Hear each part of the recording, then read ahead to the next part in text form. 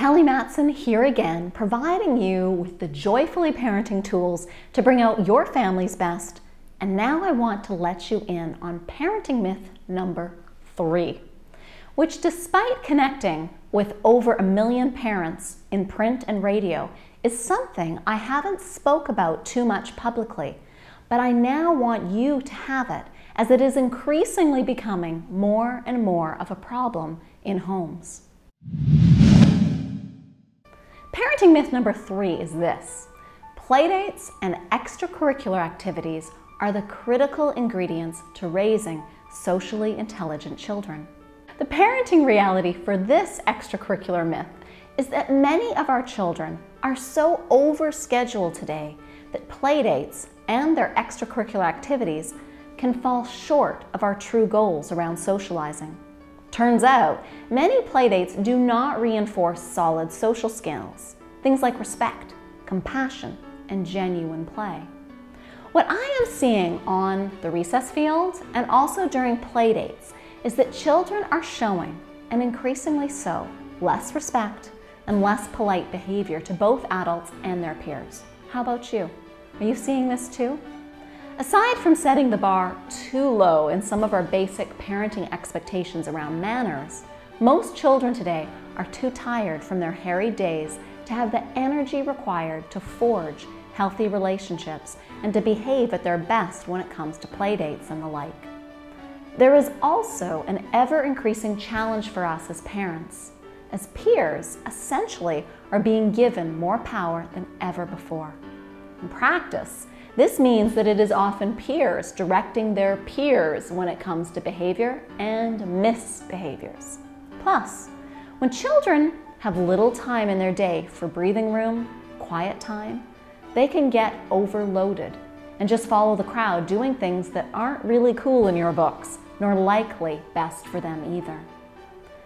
With the advent of peers being able to stay in touch with one another on their mobile devices, peers are now part of a 24/7 network that is often steeped in shallow consumeristic pursuits rather than meaningful connection based on going after their own passions and interests. The irony is that everyone is connected more than ever before today, but often far too disconnected from their family and loved ones and the things they say really matter to them, their hobbies say.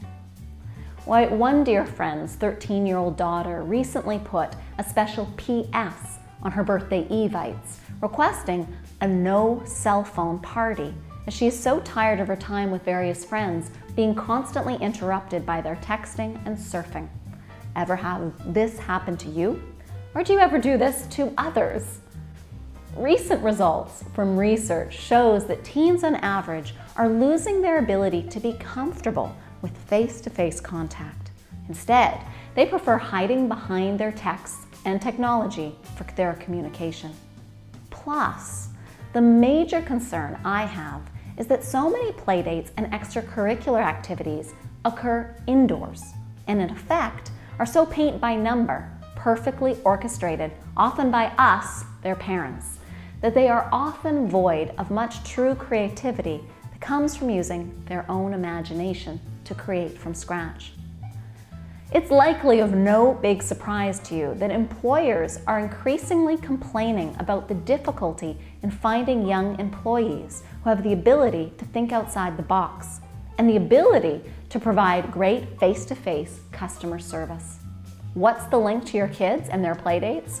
Well, as a result of being handed everything in terms of their play, too many children are growing up to become unmotivated because they are accustomed to being entertained 365 days a year without having to do much more than lift a finger to text, play that game. Why, many electronic books will now turn the pages for your kids so they don't even have to do this either. It wasn't so long ago that playdates occurred with nothing more from us parents other than escorting them with a kiss or hug to the door and requesting they be back by dinner. Obviously not so common anymore. Yet I believe if more children felt grass and dirt under their feet more than carpet, that employers, teachers, and parents like you and I would find our children's ability to create exponentially increase. This is where I believe you can help your children gain or regain an edge and thrive in massively changing times. The good news is that it will cost you virtually nothing. So here are 3 important things for you to entertain when it comes to your child's playdates and social schedule. First, plan more of your playdates outdoors in a natural setting full of trees, and let their playdates unfold more organically through their own imagination and creativity.